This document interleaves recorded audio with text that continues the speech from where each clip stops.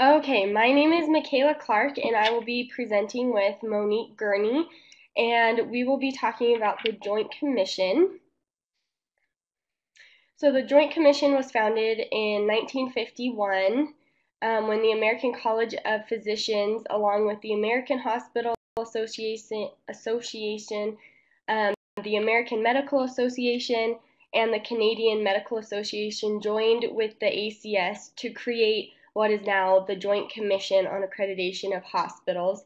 The Joint Commission is an independent nonprofit organization that provides voluntary accreditation to hospitals and medical services around the world. Um, so the significance of the word joint is that it shows or points out that there are many stakeholders in this service. It's not just one person or one group dictating whether or not hospitals or services or other medical groups can have accreditation. It is a team effort. So, what does accreditation actually mean? It's the action or process of officially recognizing and organizing as having a particular status that shows it is qualified to perform certain activities and services.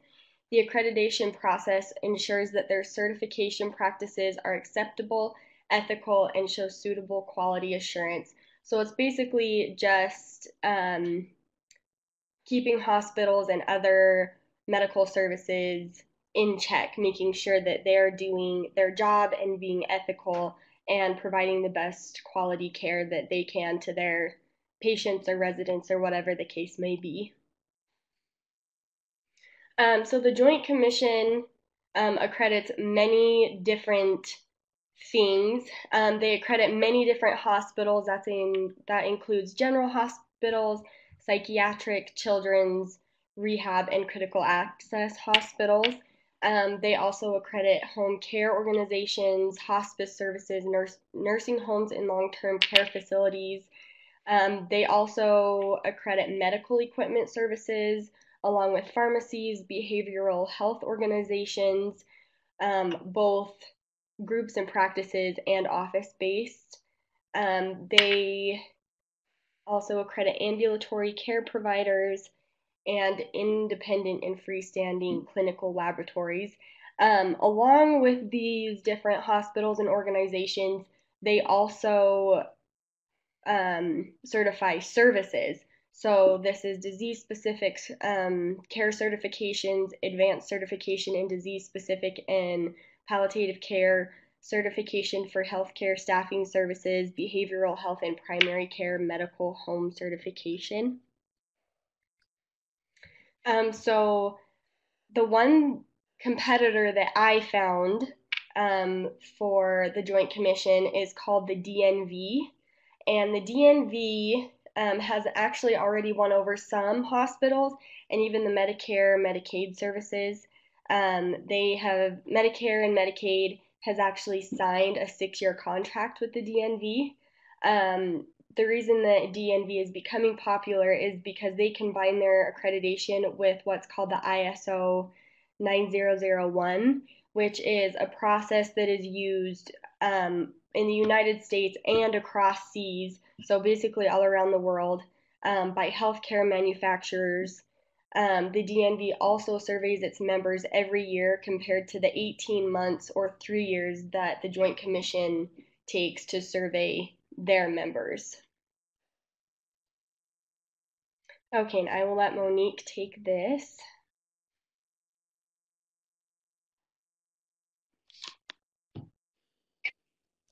All right, so the Joint Commission has accredited hospitals for more than 60 years. And in the United States, they accredit about 88% of the hospitals. And then 77% of the nation's hospitals are currently accredited by the Joint Commission. They have a lot of facilities that they have accredited. Next slide.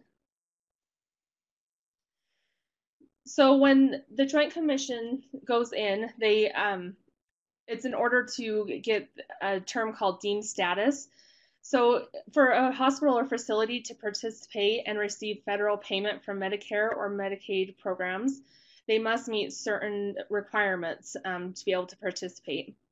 The certification is achieved based on a survey conducted by a state agency on behalf of the federal government or by a national accrediting organization such as the Joint Commission.